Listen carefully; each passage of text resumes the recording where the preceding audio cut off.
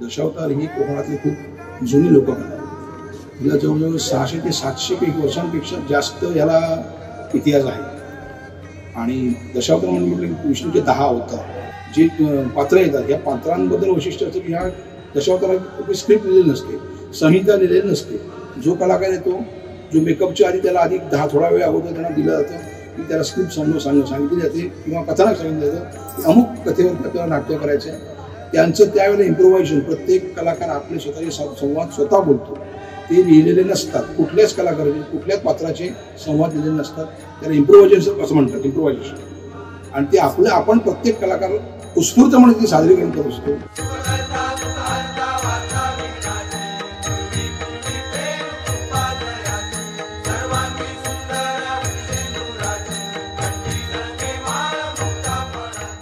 त्यामुळे ज्यांना माहीत नाही दशावतार म्हणजे कोकणातील दशावतार काय आहे हे जर समजून घ्यायचं, बघायचं असेल तर तुम्ही ते या, आमच्या कोकणात यावा आणि बघा दशावतार कसं असतं तो, आणि त्याच्या मागची संकल्पना काय असतात, ती कशी केली जातात, सादरीकरण काय असतात, त्याच्यामागे मेहनत किती असतात, त्यातून तुमचं हाडे इल्या तुमका बहुत गावताला, त्याची मजा असा की नाही तुमका येऊन बहुत गावून मजा करून गावतली, अशी तुमका कळायची नाही।